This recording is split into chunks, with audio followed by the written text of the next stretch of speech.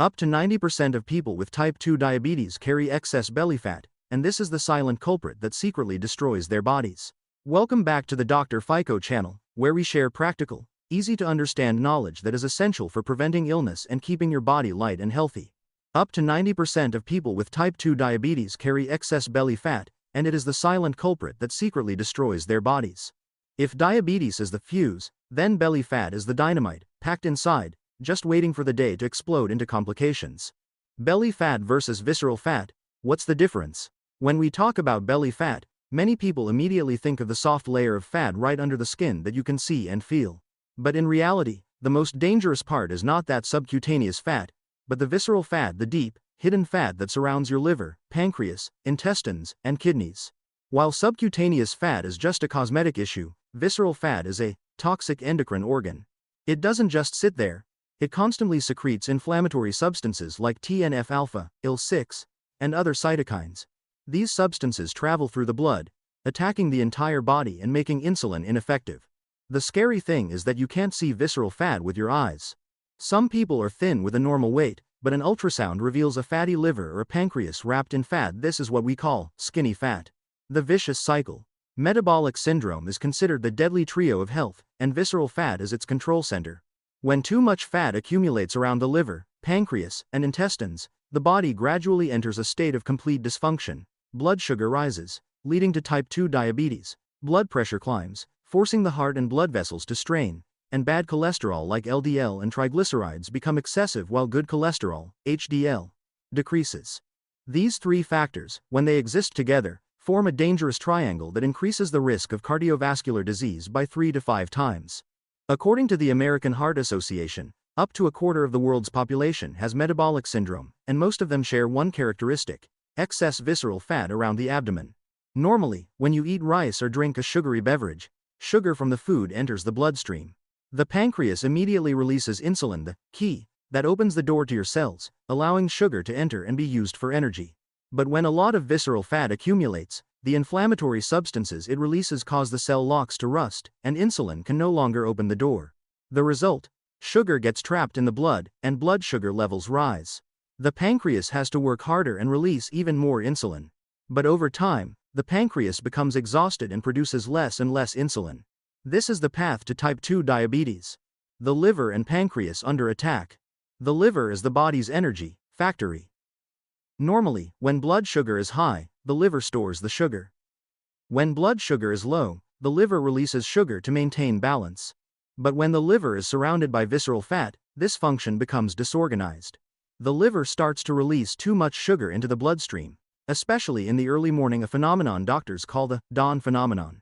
Many diabetic patients are surprised to wake up with high blood sugar even before eating anything. The culprit is the visceral fat accumulated in the liver, which causes fatty liver disease. The pancreas, which produces insulin, is also surrounded by visceral fat. When the pancreas is constricted, its beta cells, which create insulin, gradually weaken. At first, the pancreas tries to produce extra insulin to make up for the insulin resistance, but over time, the factory runs out of steam, and not enough insulin is produced. At that point, type 2 diabetes officially emerges. Studies show that people with a lot of visceral fat have a smaller pancreas volume and a much lower ability to secrete insulin than those with less visceral fat. This explains why people with belly fat are more likely to get diabetes, even at the same body weight. The skinny fat, danger. In Asia, especially in Vietnam and Japan, there is a group of people who are often overlooked: the skinny fat individuals. On the outside, they don't look fat, sometimes even thin, but their waist circumference is above the healthy range.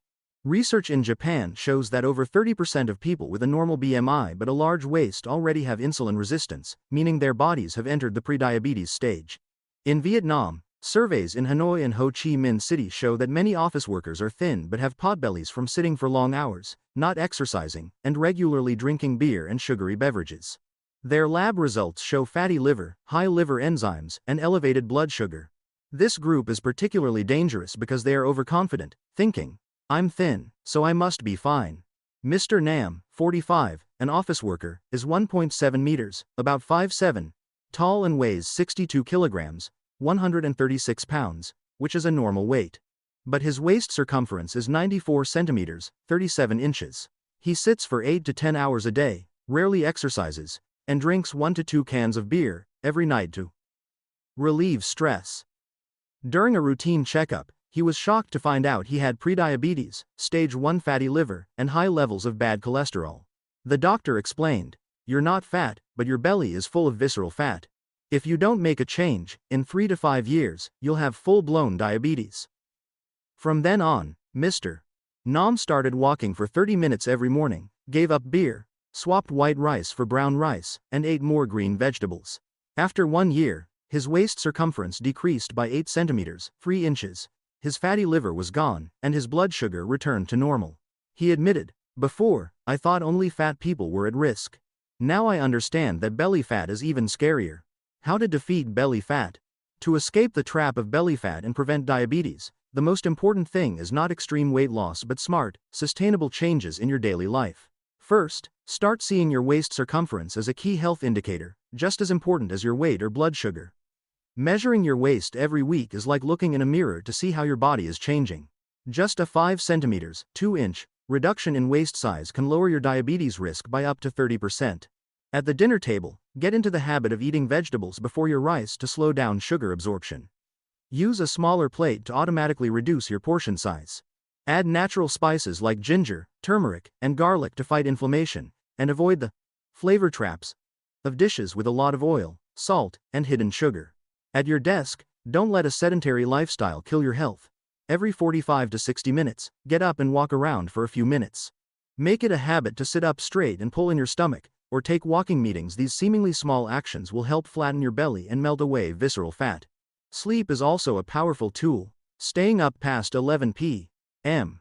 They can double the speed of belly fat accumulation, while getting a full 7 to 8 hours of sleep each night at a regular time helps insulin work effectively and keeps cortisol levels down. Your mental state is just as important. Stress is like fuel for belly fat. Learn to breathe deeply, meditate for 10 minutes a day, laugh more, and talk with your family instead of turning to alcohol to unwind. Thank you for watching the entire video. If you found this content helpful, please remember to subscribe to the Dr. Fico channel and leave a comment below to share your situation.